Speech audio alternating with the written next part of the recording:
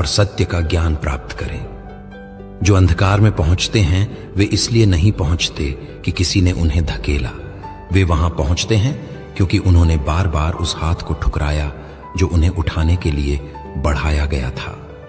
लोग नरक में नहीं जाते क्योंकि उन्होंने गलती की, वे वहां जाते हैं क्योंकि उन्होंने पश्चाताप करने से इनकार किया।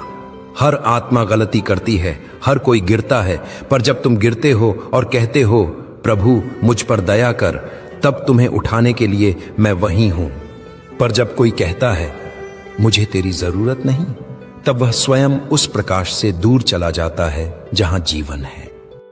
बाइबल में कहा गया है, जो पुत्र पर विश्वास नहीं करता वह जीवन को नहीं देखेगा, परंतु परमेश्वर का क्रोध उस पर बना रहता है। यह क्रोध मनुष्य की तरह क्रोध नहीं है, यह न्याय का परिणाम है।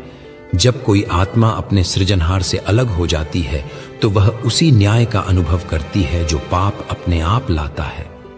पाप केवल नियम तोड़ना नहीं है, पाप वह दीवार है जो आत्मा और परमेश्वर के बीच खड़ी हो जाती है। जब तुम झूठ बोलते हो, जब तुम घृणा करते हो, जब तुम लोभ और ईर्ष्या में जीते हो, तो तुम उस प्रकाश से मुंह मोड़ते हो जो तुम्हें जीवन देता है।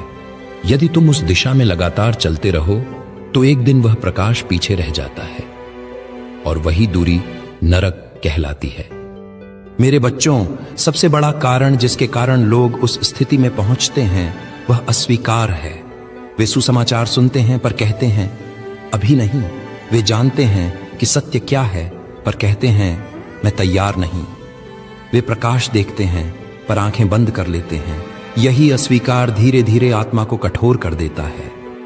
बाइबल कहती है, आज यदि तुम उसकी आवाज सुनो तो अपने हृदय को कठोर मत करो।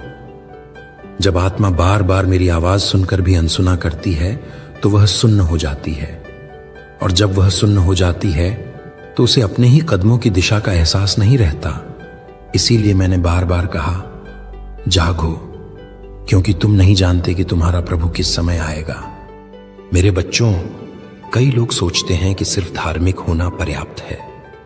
वे सोचते हैं हमने अच्छे काम किए, हमने नियमों का पालन किया। पर मैंने कहा था, जो मुझे प्रभु प्रभु कहते हैं उन सब में से हर एक स्वर्ग के राज्य में प्रवेश नहीं करेगा, परंतु वही जो मेरे पिता की इच्छा पूरी करता है। विश्वास केवल शब्द नहीं।